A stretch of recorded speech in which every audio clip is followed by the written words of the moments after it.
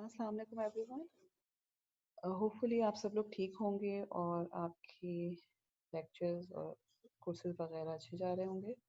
आज हम डीएसपी के वीक 11 का लेक्चर नंबर 3 करेंगे। इससे पहले दो लेक्चर्स जो वीक 11 के हैं वो मैडम आमना अपलोड करेंगी। अम, लेकिन आप उनसे पहले इस लेक्चर को स्टडी कर सकते हैं। The reason is because it is not related to what she is teaching. हम नया कॉन्सेप्ट इंट्रोड्यूस करेंगे आज which is about sampling and उससे रेलिवेंट और चीज़ें हैं।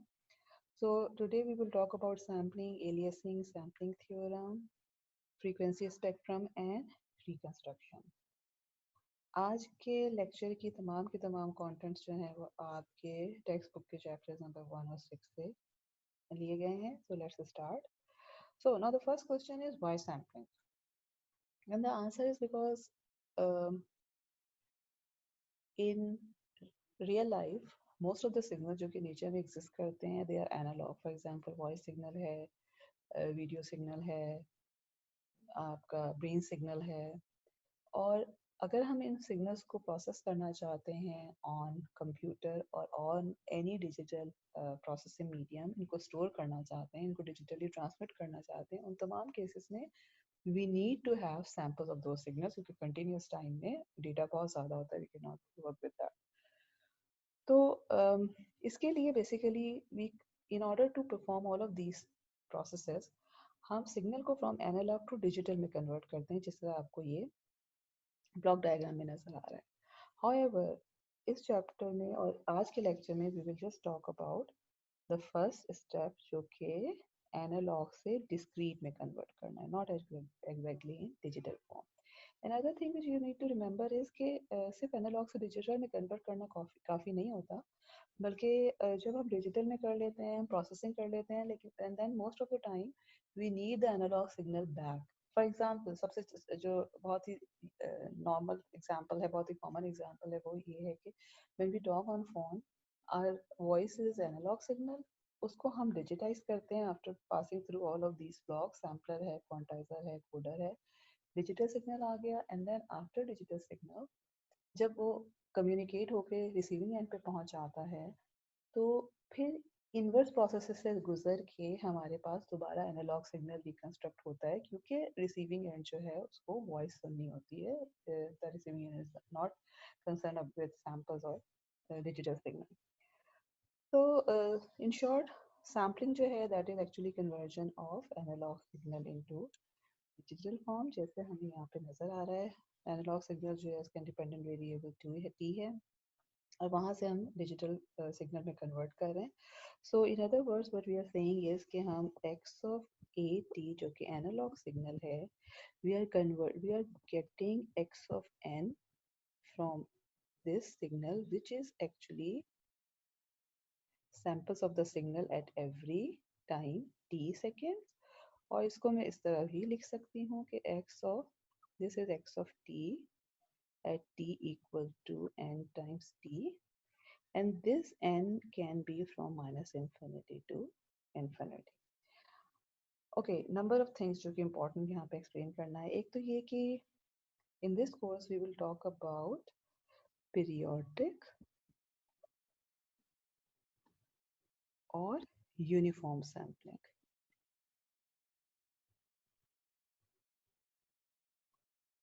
So what does it mean by periodic or uniform sampling? कि किसी भी दो सैंपल्स के दरमियान इंटरवल विल बी t, और इस t को हम कहते हैं सैम्पलिंग पीरियड और सैम्पलिंग इंटरवल. और इसी से रेलेवेंट एक और इम्पोर्टेंट कॉन्सेप्ट है that is sampling frequency which is equal to 1/t. इसको सैम्पलिंग फ्रीक्वेंसी भी कहते हैं और सैम्पलिंग रेट भी कहते हैं. So what we now know is कि हम कंटिन्यूस डोमेन से डिस्क्रीट डोमेन में जा रहे हैं. Now let's try to figure out कि what is the relationship between the t in continuous domain and the t in discrete domain. जिस तरह हमने प्रीवियस स्लाइड में देखा था, तो t जो है this is equal to small t is equal to n times capital T, और this is equal to n over f of s where f of s is the sampling frequency. Now, let's try to understand the relationship between the frequencies in discrete domain and analog domain. तो अगर मैं analog की बात करूं, and now let's talk about discrete. Analog जो है by default हमारे पास जो सिग्नल है, और डिस्क्रीट वो सिग्नल है जो कि सैंपल होने के बाद आया हुआ। इसको हम एक एग्जांपल से देखते हैं जो कि हमें यहाँ नजर आ रही है कि we have analog signal is simple cosine with a frequency F. तो एनालॉग में we define the frequency as capital F which is actually cycles per second, और इसी के कॉरस्पॉन्डिंग जो है वो हम एंगुलर फ्रीक्वेंसी भी डिफाइन करते हैं विच इज 2 पाई एफ और रेडियंस पर second. Now, when we are taking the samples of this signal, तो हमें क्या मिल रहा है? We are replacing every t by nt, small t by capital NT, और at the end we are getting this signal, जो कि important चीज़ हमें क्या नज़र आ रही है कि इसकी जो frequency है वो अगर हम उसको small f ले लेते हैं, which is actually samples पर सेकेंड, और इसी के corresponding just for the equivalence हमारे पास स्मॉल ओमेगा भी होता है which is 2 pi F again radiance पर नॉट सेकेंड, दिस इज हाँ ठीक है सैंपल्स पर सेकेंड है साइकिल्स के बजाय. तो रिलेशनशिप जो आ जाता है हमारे पास that actually comes out to be this small f is equal to capital F over f of s. This is an important relationship. ठीक है, अच्छा अब ये रिलेशनशिप हमें क्या कह रहा है? फर्स्ट ऑफ ऑल, जब हमारे पास फ्रीक्वेंसी कैपिटल फ्रीक्वेंसी एफ थी और उससे हम स्मॉल फ्रीक्वेंसी एफ में गए, यानी हमने सैम्पलिंग की है, तो उस केस में क्या था? We needed this sampling frequency F of s. So what we are saying is कि जब हम इस कैपिटल एफ से स्मॉल एफ में आए, या सैम्पलिंग का जो आपका प्रोसेस है एनालॉग से डिस्क्रीट में जाने का, फ्रॉम एफ टू एफ अगर गए हैं तो we needed F of s, क्योंकि हमें नज़र आ रहा है कि हम एन ऑफ टी से स्मॉल टी को रिप्लेस कर रहे हैं. लेकिन एक और चीज़ जो हमें यहाँ से नज़र आ रही है, अगर हम रिकंस्ट्रक्शन की बात करते हैं, ठीक है, कि जब आप लेट्स सपोज कि ये सैंपल्स आपको दे दिए गए थे, आपने प्रोसेस कर दिया, and then at the receiving end, अगर हम मोबाइल कम्युनिकेशन की बात करें, तो रिसीविंग एंड में आपको दोबारा से वही सिग्नल कंस्ट्रक्ट करना है. अब रिसीविंग एंड पे तो सिर्फ सैंपल जा रहे हैं, लेकिन अब आपको इसका मतलब क्या है कि आपको सिर्फ ये पता चल रहा है कि कितने सैंपल्स एक सेकंड में जा रहे हैं, लेकिन आपको फ्रीक्वेंसी नहीं पता. और अगर आप वो फ्रीक्वेंसी निकालना चाहते हैं तो यू नीड, तो वो फ्रीक्वेंसी रिसीविंग एंड पे कैसे निकलेगी? F will be equal to small f time F of s. So what this is telling us is कि अगर आपने एक दफ़ा सैम्पलिंग की, एनालॉग से डिस्क्रीट में गए सैम्पलिंग के थ्रू, तो जब आप सैम्पलिंग का इनवर्स प्रोसेस कर रहे हैं, डिस्क्रीट से एनालॉग पे जा रहे हैं, इन that case also you need sampling frequency. यहाँ भी सैम्पलिंग फ्रीक्वेंसी हमें चाहिए और यहाँ भी सैम्पलिंग फ्रीक्वेंसी हमें चाहिए. So sampling frequency is one of the most important thing, जो कि ऑब्वियसली बात है कि नंबर ऑफ सैंपल्स जो है वो मैटर करने चाहिए. सो क्योंकि ये इतनी इंपॉर्टेंट है, तो नेक्स्ट हम क्या देखेंगे कि सैम्पलिंग फ्रीक्वेंसी के ऊपर क्या रिस्ट्रिक्शंस हैं, या what are actually the constraint of the sampling frequency और सैम्पलिंग पीरियड. ओके, तो इसके लिए बहुत सिंपल सा रिलेशनशिप है, लेकिन very important relationship. We will try to find the relationship between the analog frequency capital F and discrete frequency small f. आप सबको पता है, आप ये ट्रांसफॉर्म डिस्क्रीट टाइम भी कर चुके हैं, रिसेंटली आपने किया, आपने कंटिन्यूस टाइम भी किया है. कंटिन्यूस टाइम फोरियर ट्रांसफॉर्म में वी हैव सीन कि जब अगर आपके पास सिग्नल कंटिन्यूस होता है तो उसकी frequency range can be around minus infinity to infinity. लेकिन जब डिस्क्रीट सिग्नल होता है, by nature of the discrete signals, क्योंकि वो ई जे ओमेगा 2 पाई एन का जो कॉन्सेप्ट आ जाता है, आपने इस कोर्स में भी शुरू में पढ़ा है एंड उससे पहले भी पढ़ा होगा, कि डिस्क्रीट केस में जो हमारे पास फ्रीक्वेंसीज होती हैं, दे आर एक्चुअली रिस्ट्रिक्टेड। तो ये जो स्मॉल एफ है, it has to be from between minus half to half, और omega should be minus pi to pi, ठीक है। और अगर मैं इसको प्लॉट करती हूँ, so what I am saying is कि आपके पास अगर एनालॉग सिग्नल है, तो अगर ये एफ एक्सिस बाय डिफॉल्ट लेती हूँ, तो it can go from minus infinity to infinity. लेकिन अगर ये स्मॉल एफ या डिस्क्रीट का सिग्नल है, तो इट कैन जस्ट, इस पे जो मैक्सिमम रेंज होगी, it can be from minus half to half. और अगर इसको मैं ओमेगा से रिप्लेस कर देती हूँ, तो because omega is equal to 2 pi f, तो इसकी जो रेंज हो जाएगी, that will be from minus pi to pi. Now what we are trying to figure out is कि जब आप इस कैपिटल एफ डोमेन से स्मॉल एफ डोमेन में जा रहे हैं या सैम्पलिंग कर रहे हैं, तो what will be the restriction on this capital F? क्योंकि अब हमें नज़र आ रहा है कि आपके पास कैपिटल एफ वैसे तो माइनस इन्फिनिटी से इन्फिनिटी तक हो सकता है, लेकिन ये कि जब वो डिस्क्रीट में जाएगा तो उसकी एक स्पेसिफिक वैल्यू होती है, बाद में वो रिपीट होना शुरू हो जाती है। तो what we actually can see from here is कि because our f small f is from minus half to half, और पिछली स्लाइड में हमने देखा था कि स्मॉल एफ और कैपिटल एफ का क्या रिलेशनशिप है, दिस इज दिस थिंग। तो इसकी जगह पर मैं स्मॉल एफ की वैल्यू, और देखें ये हम सिर्फ इसलिए कर सक रहे हैं because we are going from analog to discrete domain, यानी सैम्पलिंग कर रहे हैं, तो ये रिलेशनशिप होल्ड कर रहा है।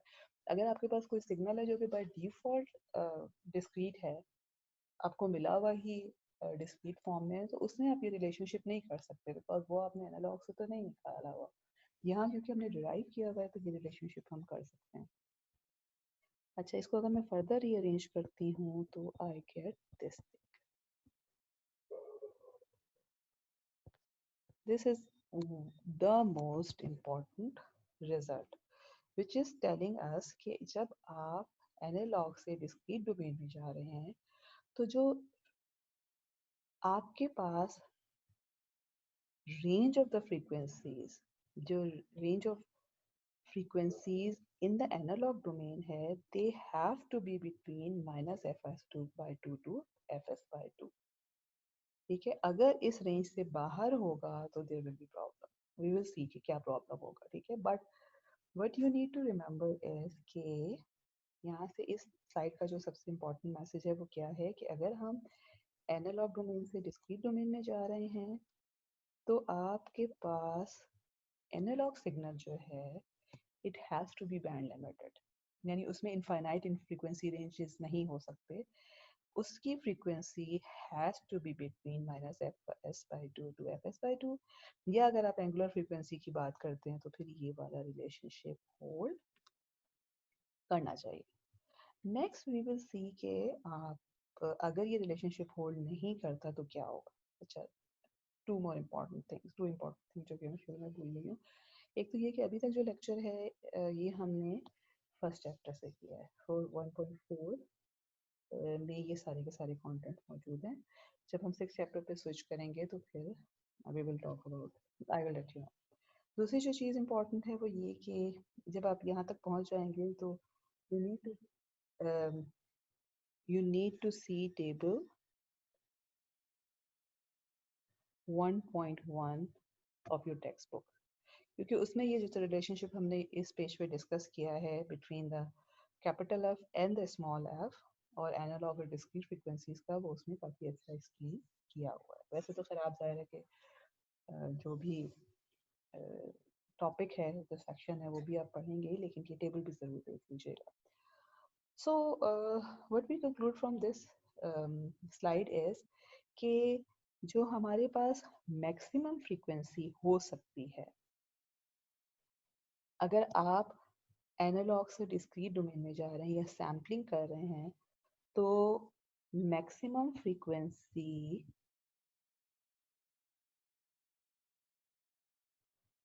इन द सिग्नल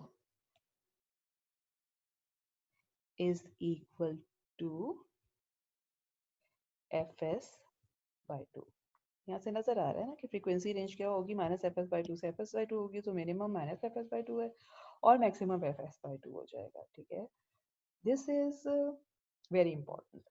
और इन अदर वर्ड्स हम क्या कह रहे हैं कि हमारे पास एफ ऑफ एस जो है, ये सैम्पलिंग फ्रीक्वेंसी जो है, it must be at least equal to 2 times F max, ये मैक्सिमम फ्रीक्वेंसी, ठीक है। नेक्स्ट वी विल सी कि अगर ऐसा ना हो तो क्या होता है, ठीक है। What I am saying is कि what happens if my F is greater than F S by two, या हाईएस्ट फ्रीक्वेंसी या सैम्पलिंग फ्रीक्वेंसी हम कम रख देते हैं 2 times एफ ऑफ मैक्स, वो हम अगले वाले में डिस्कस करते हैं। ओके, इसको भी हम जो है वो एक एग्जाम्पल के थ्रू डिस्कस करेंगे, जिस तरह से यहाँ पे नजर आ रहा है। अब ये जो फिनोमेना है, अगर हम F of S by two से फ्रीक्वेंसी बियॉन्ड चले जाएं, so actually let me write it again, कि हमने क्या कहा है कि जो हमारे पास एनालॉग की फ्रीक्वेंसी है, it must be between F S by two to F S by two, और मैक्सिमम जो है it has to be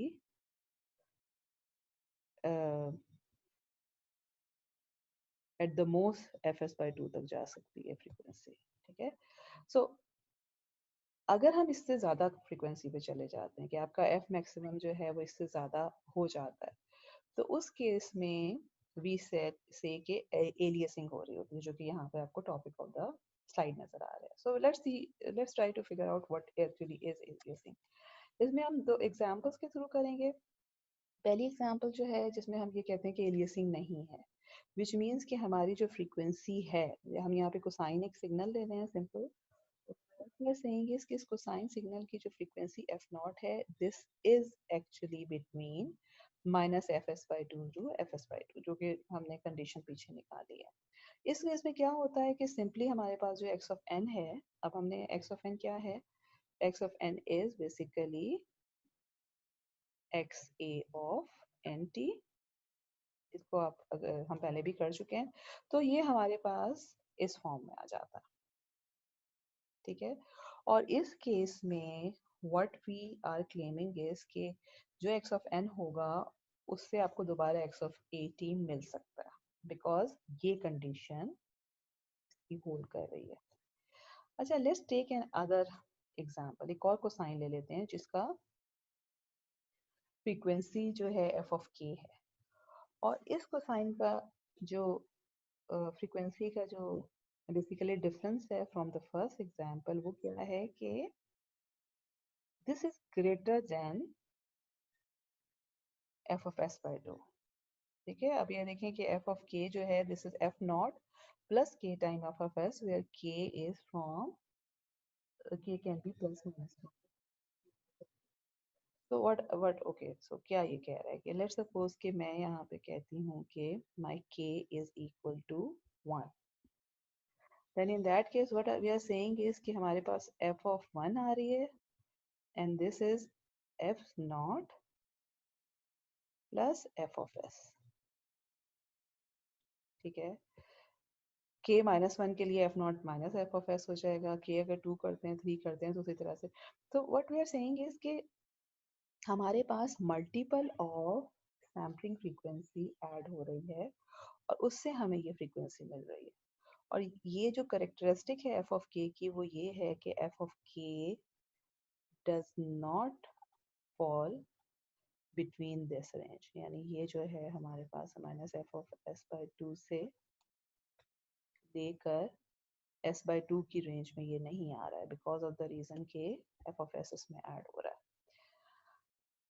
what happens in that case, हम सिंपली जो है वो उसी तरह से सॉल्व करें कि हम यहाँ पर भी एक्स ऑफ एन निकालते हैं, ठीक है। और एक्स ऑफ एन क्या हो जाएगा, this will be equal to a cosine 2 pi F of K times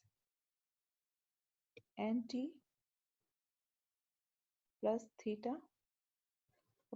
F of K की जगह मैं इसकी वैल्यू लगा देती हूँ, तो this will B A cosine 2 pi F of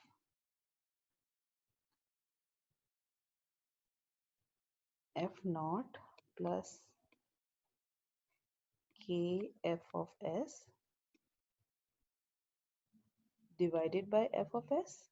f of s मैंने किसको लिया है, t को मैंने 1/f of s ले लिया है, टाइम्स n प्लस थीटा। ठीक है, जो कि यहाँ पर नजर आ रहा है हमें। नाउ वी नो कि जब आपके पास ओके अब मैं इसको फर्दर करती हूँ, late me right just one more time. इस केस में एक्चुअली इसको जो है मैं अगर f of s से डिवाइड कर देती हूँ तो मेरे पास क्या आ जाएगा, अगर मैं अलग अलग दोनों टर्म्स को कर देती हूँ, then this will become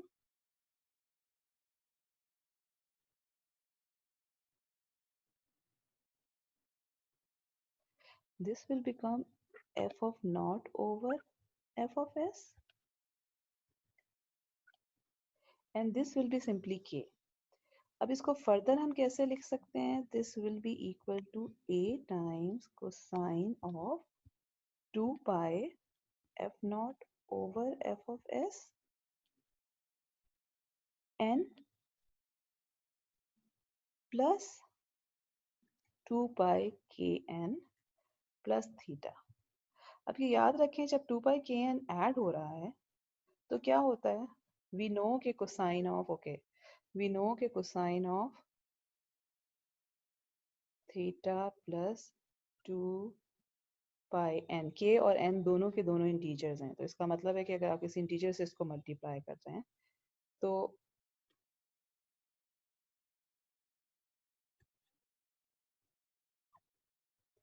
it is same as cosine of theta, क्योंकि 2 पाई का मल्टीपल आ रहा है तो वो सही सिग्नल आ जाता है। तो what is this telling us is कि अब हमें वही सिग्नल मिल रहा है सैम्पलिंग के बाद जो कि हमें पहले वाले से मिला था, जबकि हमारी फ्रीक्वेंसीज वर नॉट सेम। यहाँ पहले वाले सिग्नल में विदाउट एलियासिंग जो हम बात कर रहे थे तो frequency was F naught F of S by two और F of S by two थी। अब जो हम बात कर रहे हैं फ्रीक्वेंसीज एफ ऑफ के which is greater than F of S और यहाँ एलियासिंग, लेकिन जब आप सैम्पलिंग कर रहे हैं तो सैम्पलिंग के बाद हमें दोनों में सेम डिस्क्रीट टाइम सिग्नल मिल रहा है। ओके, अगर मैं यहाँ से दोबारा से कंटिन्यूस टाइम सिग्नल में वापस आना चाहूँ and I have F of S available also, लेकिन ये जो आपके पास इंफॉर्मेशन इस पर्टिकुलर सिग्नल इस पर्टिकुलर पार्ट की वजह से आई थी वो तो लूज कर गई, या somehow what we are actually concluding from here is कि आपके सेम नंबर ऑफ सैंपल्स मिल सकते हैं फ्रॉम डिफरेंट सिग्नल से कैसे मिल सकते हैं यार, फ्रॉम इनफाइनाइट मैंने कंटिन्यूस टाइम। तो अगर एक्स ऑफ एन है जो कि यहाँ पे नजर आ रहा है तो उससे वापस एक्स ऑफ ए तक जाना मुश्किल है, यानी अगर मैं ये फर्ज करें मेरे पास है and I have the same sampling frequency, तो ये भी नहीं देगा बल्कि ये वाला देगा। एंड व्हाट वी से इन दिस केस इज कि फ्रीक्वेंसीज होल्ड हो रही हैं, ठीक है, और उसका उसका जो कॉन्सेप्ट है वो आपको इस फिगर से नजर आ रहा होगा कि what is happening is कि because this must hold, so minus F S S अब हमारे पास फ्रीक्वेंसीज क्या हैं जो डिस्क्रीट टाइम की फ्रीक्वेंसीज थी, दे वर फ्रॉम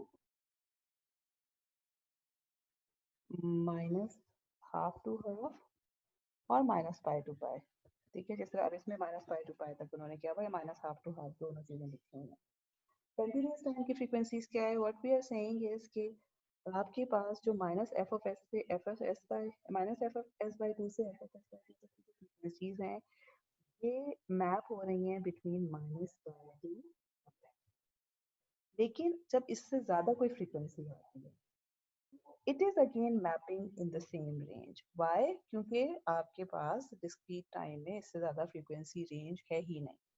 तो अगर F of S by two से ज्यादा फ्रीक्वेंसी आ जाती है जिस तरह हमें यहाँ पर नजर आ रहे हैं, एग्जाम्पल लेट्स सपोज कि मेरे पास फ्रीक्वेंसी जो है इसके मेरे पास फ्रीक्वेंसी जो थी वो पाई 3 थी कोसाइन की, ठीक है। और दूसरी कोसाइन की फ्रीक्वेंसी जो है वो मेरे पास है 7 पाई/3, ठीक है, after doing all the sampling. You can see कि अब कहाँ हम आ गए हैं, we are in discrete domain, और ये फ्रीक्वेंसीज मुझे क्या बता रही है, ओमेगा की बात कर रही हूँ। This is between -π to π। तो अगर मैं ये लेती हूँ तो इससे मैं दोबारा से इसके सिग्नल पे वापस जा सकती हूँ। ये जो है this is actually greater than पाई,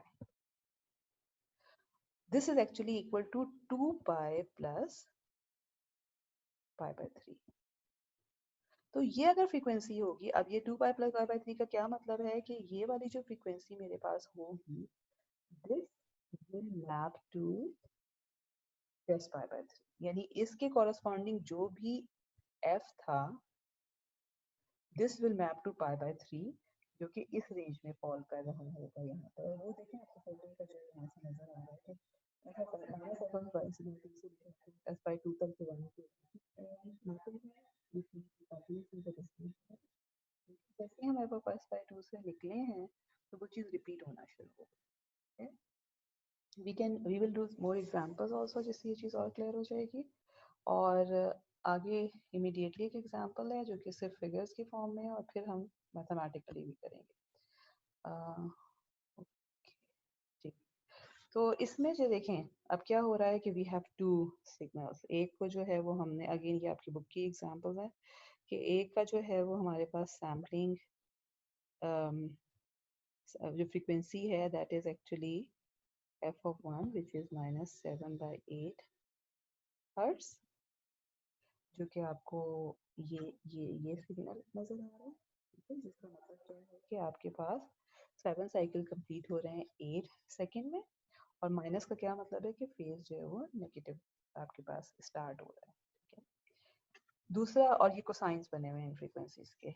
दूसरी फ्रीक्वेंसीज हमारे पास है f2 which is equal to 1/8 hertz, ठीक है।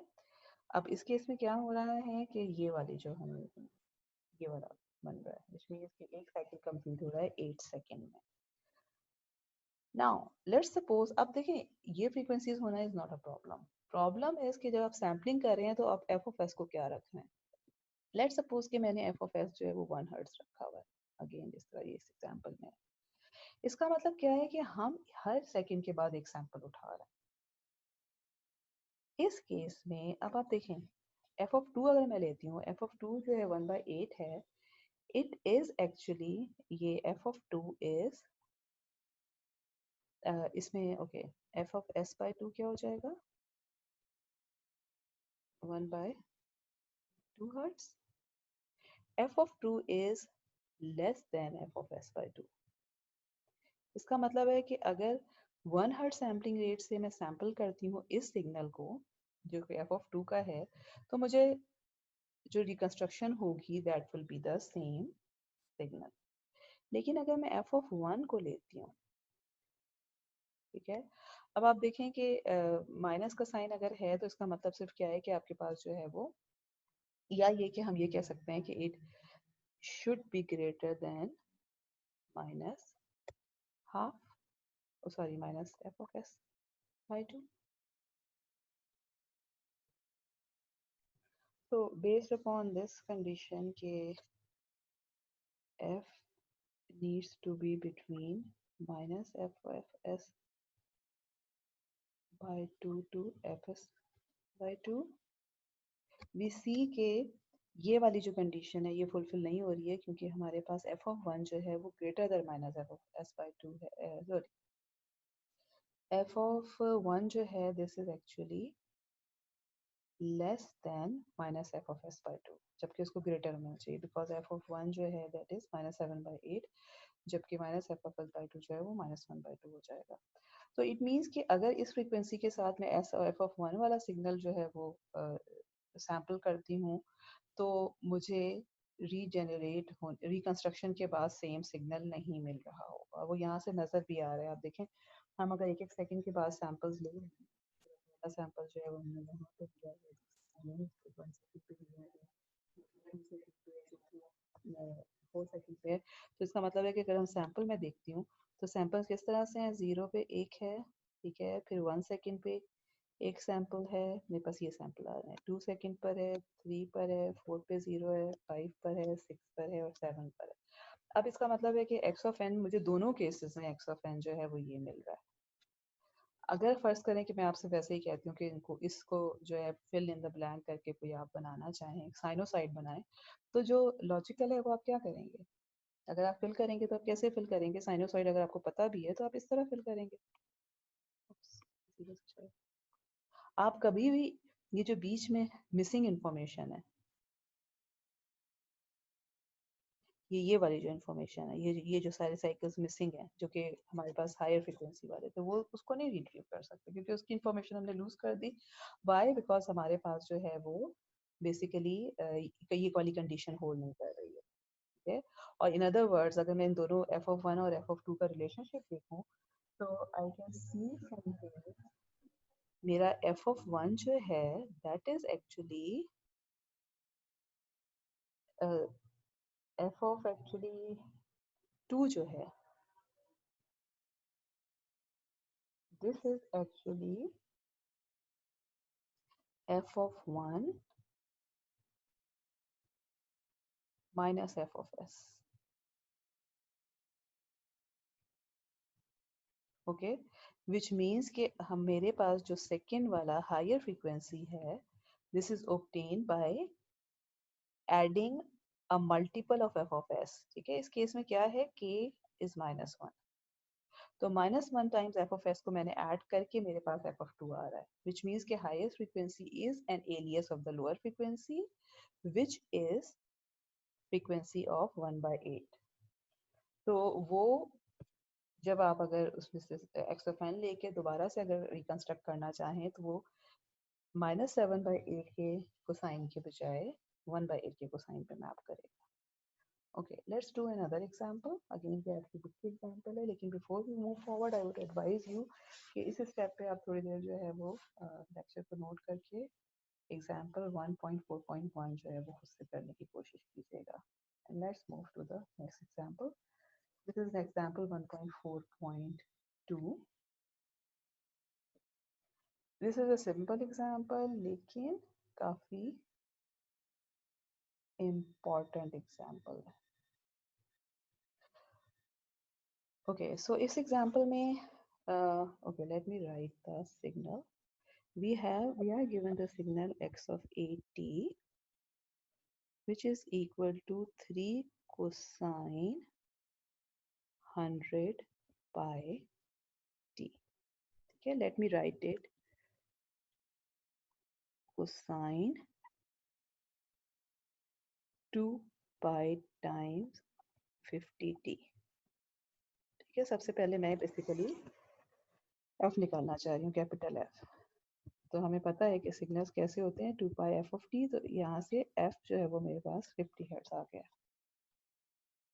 स्टाइलिस जो है ना वो थोड़ा कर रहा है, एनीवे ये 50 हर्ट्ज आ गया मेरे पास, 50 hertz.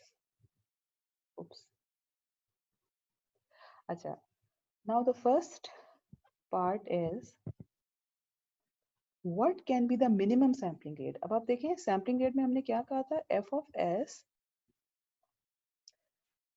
should be actually equal to 2 times f of max, लेकिन this is the minimum।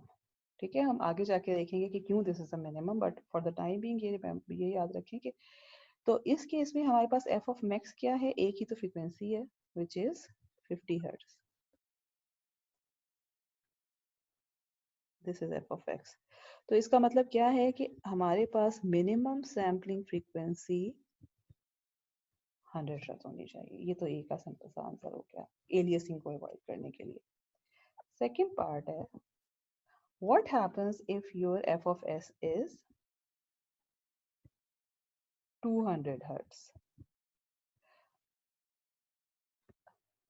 Discrete time signal हमने निकालना है, तो इसका क्या मतलब है, हमने x ऑफ n निकालना है which is xa of nt which is obtained by replacing t by nt।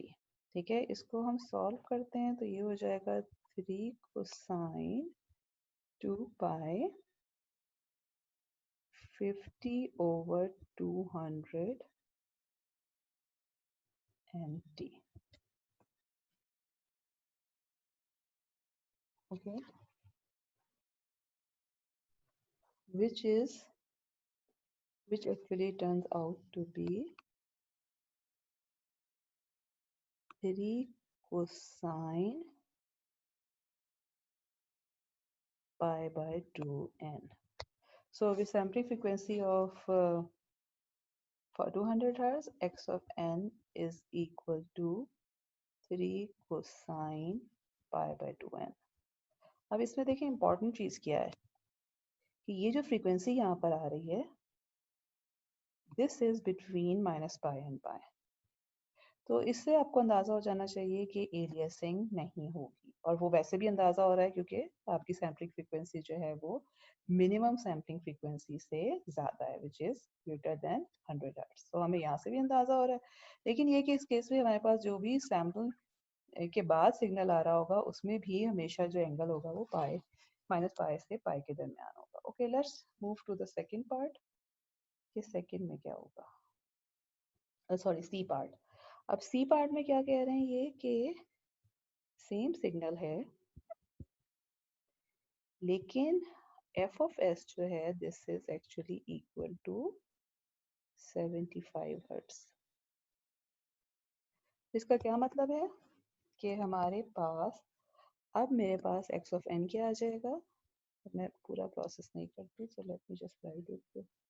जब मैं इसको सॉल्व करूंगी आपको सॉल्व करके देख लीजिएगा, एन की जगह टी की जगह एन टी लगा के, लेकिन this will come out to be 3 cos of 4 pi by 3n।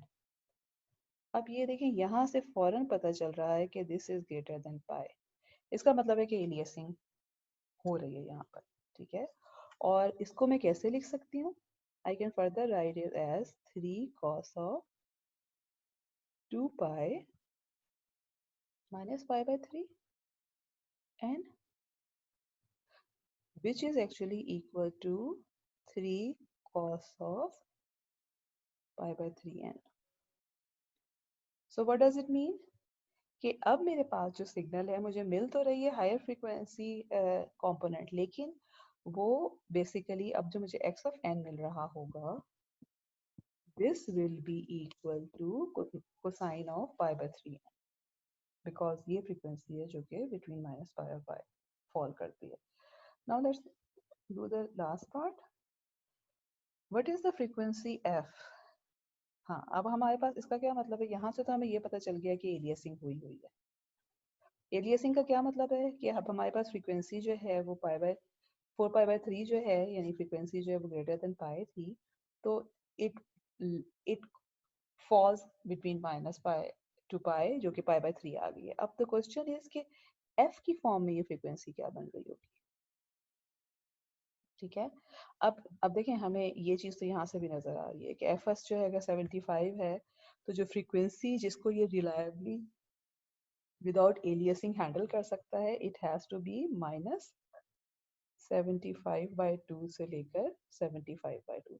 तो ये तो हमें पता है कि जो ये फ्रीक्वेंसी होगी ये इस रेंज में कहीं आनी चाहिए, बट एग्जैक्ट फ्रीक्वेंसी कैसे हम निकालेंगे कि अब हम यानी what we are trying to figure out is कि ये पाई बाय 3 जो है ये in terms of continuous frequency कितनी फ्रीक्वेंसी को रिप्रेजेंट करे। तो उसके लिए हमारे पास क्या फॉर्मूला है, simple, this is actually are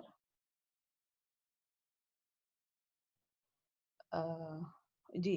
तो सो व्हाट वी हैव, अब इसके लिए हमें क्या चाहिए, हम यानी क्या निकालना चाह रहे हैं, हम एफ निकालना चाह रहे हैं, और इसके लिए हमारे पास जो रिलेशनशिप है वी नो के this is the relationship F of S is 75। ठीक है, यहाँ से अगर मैं इसको 2 पाई एफ की फॉर्म में देखूं तो सॉरी ये 2 पाई आ जाता है, ये 2 पाई मैंने गलती की है, 2 पाई/3 है। तो अगर मैं 2 पाई f की फॉर्म में देखूँ तो f ऑफ f जो मेरे पास यहाँ से आ जाता है दैट इज 1/3। सो इसको मैं यहाँ अगर पुट करती हूँ तो ये जो f है that is equal to f over f of s, f multiplied by f of s, which means k 1/3 times 75, which is actually equal to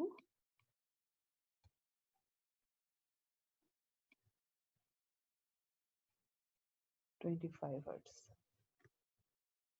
Okay, so what this is telling us is कि हमारी जो actual frequency जो हमारे पास frequency f which was 50 hertz is alias of 25 hertz if f of s is 75 hertz.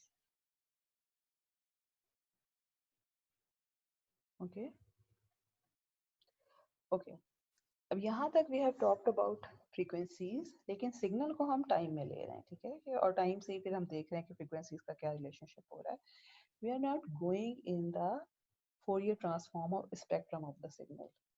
Next, we will talk about the spectrum के continuous और discrete time के signal के spectrums में क्या relationship होता है. This is actually from chapter number 6. और यहाँ हम कुछ डेरिवेशंस करेंगे. अच्छा यहाँ पे जो अच्छा इससे पहले लेकिन let me just talk about one more thing जो मैंने मिस कर दी है कि sampling theorem which is important theorem is के a band limited continuous time signal with highest frequency bandwidth b hertz can be uniquely determined from its sample provided that the sampling rate f of s is greater than or equal to 2 times b. This is again the sampling. हम इसके examples भी कर चुके हैं, सब कुछ हम देख चुके हैं. What this is telling us is कि आपके पास जो f of s है sampling frequency has to be greater than or equal to 2 times highest frequency in the signal. अगर एक से ज़्यादा फ्रीक्वेंसीज हैं तो उसमें भी हम हाईएस्ट फ्रीक्वेंसी की बात कर रहे होते हैं, ठीक है. तो बैंड लिमिटेड यानी जितनी भी फ्रीक्वेंसीज के अंदर फ्रीक्वेंसीज बैंड है उसमें जो हाईएस्ट फ्रीक्वेंसी होते हैं उससे ज़्यादा आपको 2 टाइम्स ज़्यादा लेना की ज़रूरत होती है सैम्पलिंग फ्रीक्वेंसी, तो फिर आप रिकवर कर सकते हैं. और उसके लिए एग्जांपल्स हम देख चुके हैं, यहाँ पे भी हमने देख लिए, कल भी एग्जांपल देख लिया, और ये चीज़ जो है वो हमें पीछे भी नज़र आई थी यहाँ पे एग्जांपल से भी. Now we will move to spectrum. अब इस केस में जो है वी आर अस्यूमिंग, यहाँ पे मैंने एक छोटी सी फिगर बनाई हुई है, वी आर अस्यूमिंग कि हमारे पास जो सिग्नल है दैट इज बैंड लिमिटेड, ठीक है. यानी we are starting with the point कि हमारे पास जो सिग्नल एनालॉग सिग्नल है उसकी फ्रीक्वेंसी जो है वो बैंड विड्थ जो है वो बी है, यानी it is already band limited. और यहाँ से हम चलते हैं. शुरू में जो मैंने फार्मूलाज दिए हुए हैं ये और these are just standard formula for Fourier transform in discrete domain and continuous domain. We know that xa of f जो है continuous domain में this is equal to this formula जो कि हमने यहाँ लिखा हुआ है. वहाँ से जो रिकंस्ट्रक्शन फार्मूला सॉरी जो हमारे पास एनालिसिस फार्मूला होता है और सिंथेसिस फार्मूला होता है, तो वो दोनों पेयर्स जो हैं वो डिस्क्रीट में ये हैं और कंटिन्यूस में ये हैं. Now what we know is के हमने ये देखा है कि जो हमारे केस में एनालॉग और डिस्क्रीट में जो रिलेशनशिप है वो ये है, ठीक है. या वी आर सेइंग कि x of n is actually xa of nt, ठीक है. और x ऑफ at का फॉर्मूला क्या है, दिस अ फॉर्मूला इसलिए स्पेक्ट्रम से लेना चाह रहे हैं. तो इस फॉर्मूले में अगर मैं x ऑफ n लिखती हूँ तो I simply need to replace t by nt, या ये फॉर्मूला क्या हो जाएगा, minus infinity to infinity X A of F e raised to the power j 2 pi n f over f of s, sorry df, sorry unilateral that इसका कोई मसला हो रहा है. एनीवे ये यहाँ पे भी लिखा हुआ है हमारे पास, this is the formula. However we know कि x ऑफ n के बाय डिफॉल्ट इसका जो एक्चुअल फॉर्मूला है वो ये वाला है. तो इसका मतलब है कि मेरे पास अब ये भी एक्स ऑफ एन का फॉर्मूला है, तो मेरे पास ये रिलेशनशिप आ जाता है, विच इज इम्पॉर्टेंट। अब इसमें लेफ्ट हैंड साइड है और राइट हैंड साइड है। Let's just start with the left hand side. इस फॉर्मूले में जो लेफ्ट हैंड साइड है that is minus half to half x of f e j to pi n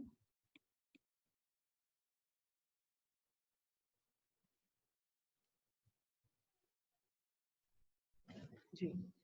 तो अब ये क्या हो जाता है, this is actually equal to 2 pi n f times df. Now we know that the relationship between f small f and capital F जो है वो f over f of s है। अगर हम इसमें इसको रिप्लेस कर देते हैं तो what I am saying is कि मेरे पास d of f जो है this will be equal to capital D of f when f equal to minus half. So this capital F will be equal to minus f of s by 2 and plus f के लिए f of s by 2 आ जाएगा। तो इसका मतलब ये है कि इन तमाम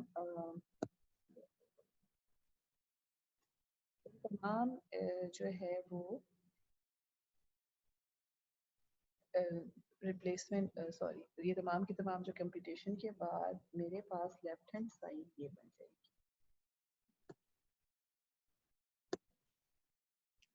ठीक है, अब we will move to right hand side. मेरा पर्पस क्या है, what I am trying to do is I am trying to find the relationship between spectrum x of f and continuous spectrum x of f। और यहाँ पे मेरे पास जो है मुझे limit minus F of S by two से F of S by two तक आ गई है। अब मैं इस चीज़ को भी सॉल्व करके राइट हैंड साइड को सॉल्व करके इन्हीं तरह के लिमिट के फॉर्म में लाना चाहती हूँ सो दैट मुझे रिलेशनशिप पता चल जाए। So let's move to the next page. अब this is actually our right hand side. तो देखें what we are saying is कि मेरे पास ये जो ये वाला जो मेरे पास फॉर्मूला है ये क्या कह रहा है कि f is from minus infinity to infinity. अब मैं इसको ऐसे भी तो कर सकती हूँ ना कि here is a zero here. अब एक इंटरवल है इसका minus F of S by two से लेकर F of S by two तक। ठीक है, ये सेंटर में आ गया। देन इसी ड्यूरेशन का अगला इंटरवल हो जाएगा, यानी अगर फर्ज करें कि मेरे पास जो है वो जीरो में मैंने F S by two add subtract किया था तो ये एक इंटरवल बन गया। इसी तरह से जो है मैं अगर F of S by two में again F of S by two add और सब्ट्रैक्ट करती हूँ तो आई गेट अनदर इंटरवल। ठीक है, और इसी तरह से जो है सो what I am saying is कि मेरा जो माइनस इन्फिनिटी से इन्फिनिटी तक का इंटरवल है it can be written as sum of infinite number of intervals of duration f of s, or in other words हम इस जो हमारे पास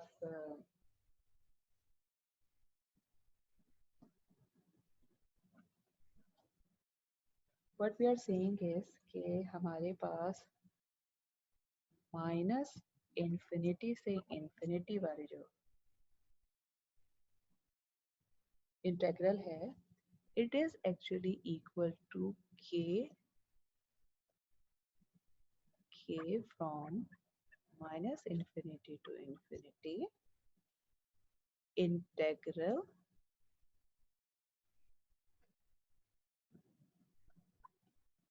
k minus half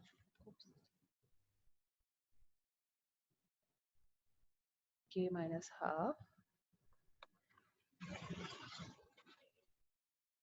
k minus half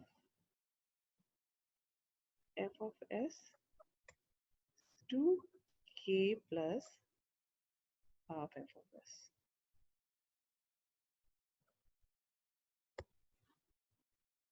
okay, तो यहाँ से हमारे पास ये आ गया, हमने और कुछ भी नहीं किया। अब मेरे पास इसका मतलब क्या है कि नाउ ये जो राइट हैंड साइड था इसकी जगह मैं ये लिख सकती हूँ k from minus infinity to infinity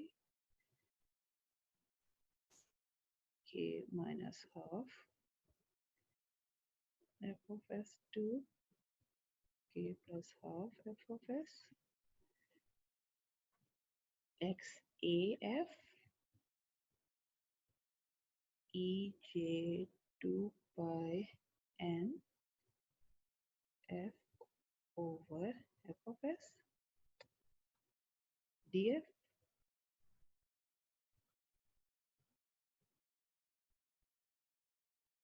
Okay, now let me do another trick. अब मैं ये क्या चाहती हूँ, मैं चाहती हूँ कि minus F of S by two से F of S by two तक आए, ये के वगैरह खत्म हो जाए, बिकॉज ऑफ द रीजन के मैं इसको कंपेयर करना चाहती हूँ पिछले वाले से। और पिछले वाले में मेरे पास क्या आया हुआ था, हम यहाँ जाके देख भी सकते हैं कि हमारे पास इट वाज इक्वल टू, सो पिछले वाले में हमारी जो लेफ्ट हैंड साइड आई हुई थी वो आई हुई थी 1 over F of S minus F of S by two से F of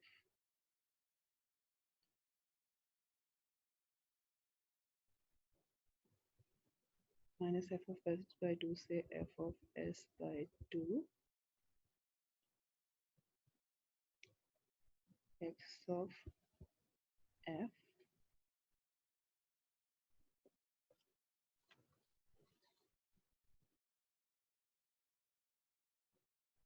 x of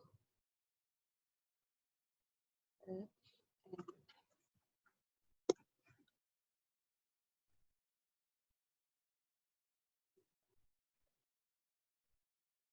x of f and then again the same e raised to the power same thing जो कि यहाँ पर हमारे पास है मौजूद। तो अब इसको रिप्लेस करने के लिए what I am doing is कि मैं f को रिप्लेस कर रही हूँ f by f minus kf of s। तो इसका क्या मतलब है कि मेरी जो लिमिट्स हो जाएंगी they would change from m minus fs by 2 से fs by 2 तक, और ये जो समेशन है it will become this thing जो कि यहाँ पर आ रही है, मैं इसको लिख नहीं रही, मेरे स्टाइलस में ज़्यादा मसला हो रहा है। So this will actually come out to be this summation, और ये यहाँ याद रखें कि ओके चलें मैं कुछ थोड़ा सा लिख देती हूँ कि ये मेरे पास जो समेशन आएगा minus F of S by two से F of S by two आ जाएगा, और उसके बाद एक्स ए एफ की जगह F minus K F of S आ जाएगा, और एक्सपोनेंशियल में भी जे 2 पाई एन एफ की जगह F minus K F of S over F of S आ जाएगा डी एफ।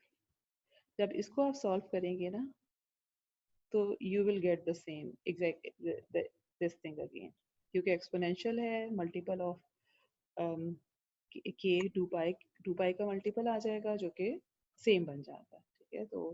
तो वहां से जो है वो हमारे पास ये आ जाएगा। अब अगर हम नए देखते हैं कि हमारे पास जो लेफ्ट हैंड साइड था वो क्या था, लेफ्ट हैंड साइड वाज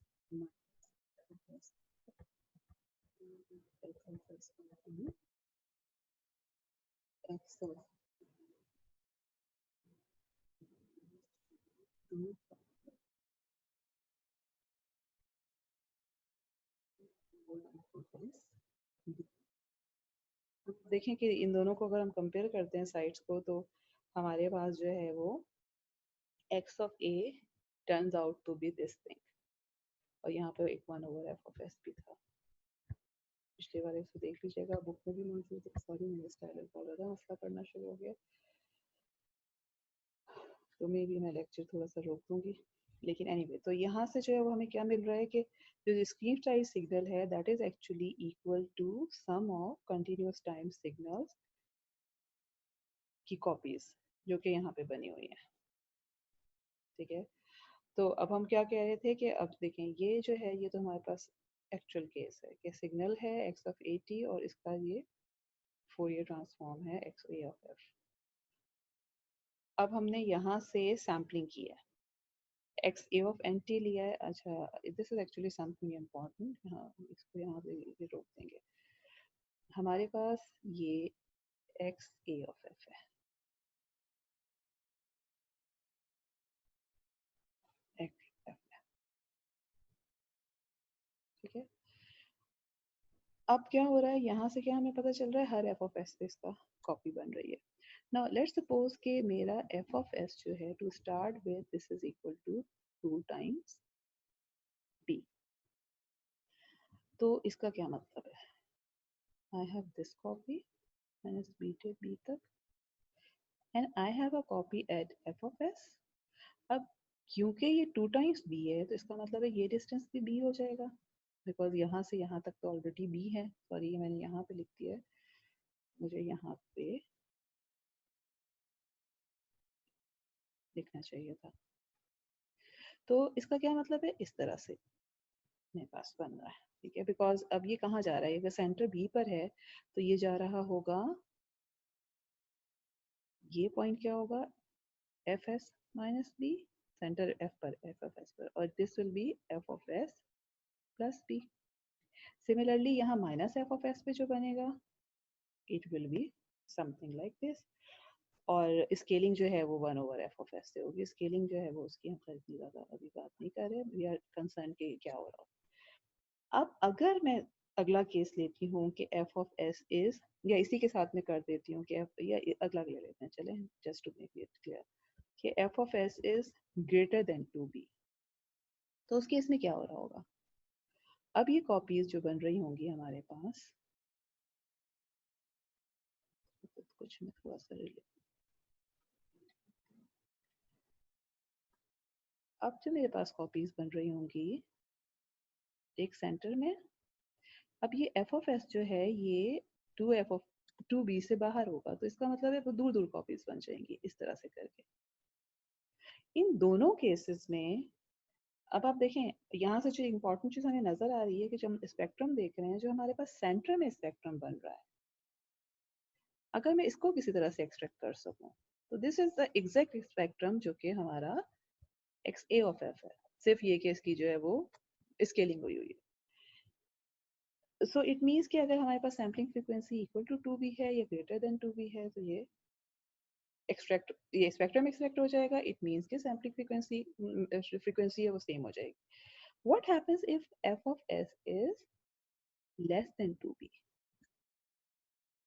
उस केस में क्या होगा, अब आपके पास सेंटर वाला तो इधर बन रहा है कि ये जीरो में रख देते हैं, ये जीरो कर देते हैं, लेकिन जो f of s पे बनेगा वो क्या होगा, इस पे ओवरलैप कर जाएगा, यहाँ f of s,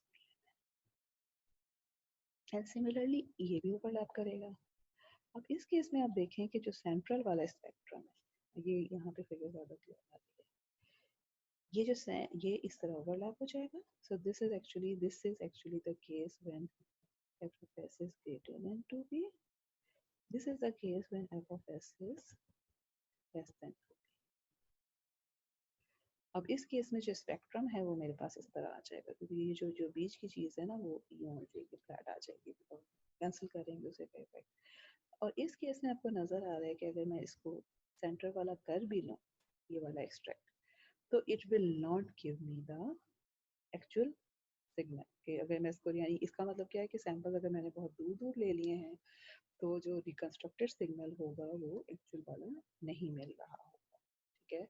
and that this is the case जहाँ पर एलियासिंग हो रही है, दिस इज द केस जहाँ पे एलियासिंग नहीं हो रही है। Okay, I think we will stop here. जो रिकंस्ट्रक्शन वाला पार्ट है वो हम बाद में देख लेंगे। जस्ट मैं आपको एक फिगर दिखाना चाहती हूँ एंड में कि जब अगर आपके पास एलियसिंग हो रही है तो उस केस में आप देख लें कि जो सेंटर वाला अगर हमने एक्सट्रैक्ट कर भी लिया है तो जो रिकंस्ट्रक्टेड सिग्नल है वो ये आ रहा होगा, ये वाला वापस नहीं आ रहा होगा। रिकंस्ट्रक्शन होती कैसे ये हम फिर नेक्स्ट लेक्चर में देखेंगे क्योंकि ये लेक्चर काफ़ी लंबा हो गया। So we will just stop here. So just to recap, today we started with the sampling। ठीक है, हमने ये देखा कि सैम्पलिंग के लिए जो इम्पोर्टेंट चीज़ें हैं वो सैम्पलिंग इंटरवल है और सैम्पलिंग फ्रीक्वेंसी है। और उसके बाद हमने वहाँ से देखा कि अगर सैम्पलिंग फ्रीक्वेंसीज और सैम्पलिंग फ्रीक्वेंसी जो है अगर if it is not greater than और equal to 2 times the highest frequency in the signal, या बी के बजाय मैं इसको it has to be 2 times F of max, अगर ऐसा ना हो तो फिर हमारे पास जो है वो एलियसिंग हो जाती है। और एलियसिंग में क्या हो रहा होता है कि higher frequencies are mapping to lower frequencies. अच्छा, before I stop it I would like you to do some example of from the first chapter। ये जो एग्जाम्पल फर्स्ट चैप्टर की हैं 1.4.2 तो मैंने करवा दी थी, 1.4.3 एंड 1.4.4 प्लीज़ कर लीजिएगा। और इस लेक्चर को आराम से आप देखें और उसके बाद जो है we will discuss it maybe after Eid. अगर आप लोगों को ज़रूरत होगी तो हम जो है इंटरेक्टिव सेशन भी कर सकते हैं। ओके, सो अल्लाह हाफिज़, स्टे सेफ, स्टे होम और enjoy ईद।